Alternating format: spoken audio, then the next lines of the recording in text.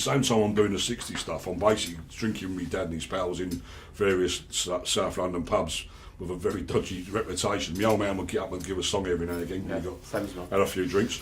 So I mean, I'm mixing two worlds really. I'm mixing the 60s sort of modernist world with the sort of traditional Sunday best clothing and drinking world of guys working hard all week and then going out and have a good drink.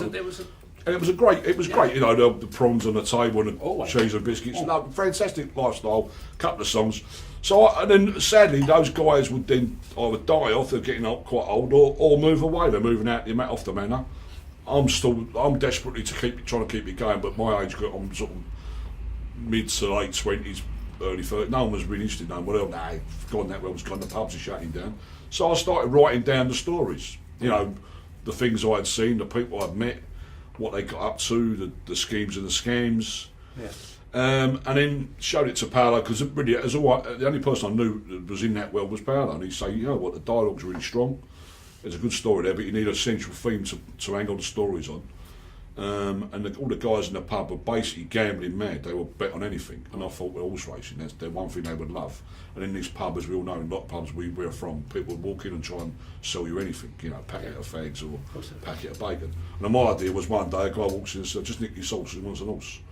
And they would go, we'll have it, we'll buy it, no idea what to do with it, no idea how to look after it, but they would have bought it. I know the guys, they would have gone, we'll have that, we'll stable that and we'll race that. So that got me thinking that was the idea of hanging all the other stories onto one central theme, and that was the Mumper. And it became a film?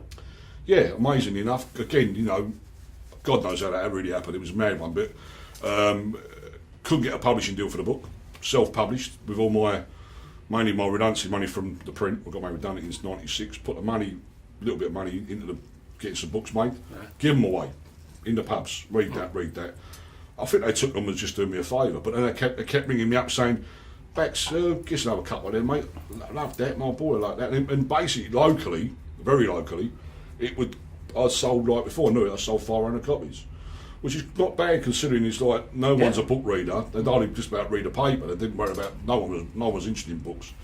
But I knew something was going on, and then one day I got a phone call saying from a guy saying, give this book to Trix Worrell, and Trix wrote the TV series Desmond's. Trix an old Peckham boy. I knew of him around the sort of guys I knew, and Trix said that you got something there. There's definitely something in this, a TV series or something. And he then suggested I get into a TV producer who's a Millwall fan. That's where the Millwall connections come in. And his name was Tony Humphries, and he basically said, look, there's something here, we can do something with this. And I'm not believing a word of it. This is never going to go anywhere. Yeah, it's a joke. It's the right way to think. You know, this is the joke. He's just like, yeah, okay, whatever, mate, you crack on.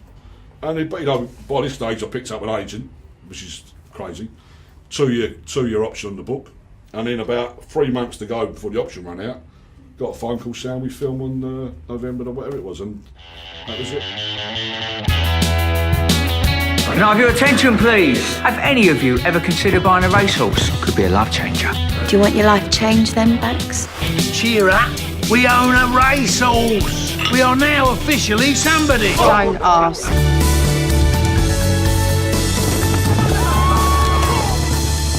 And then you're on to another film?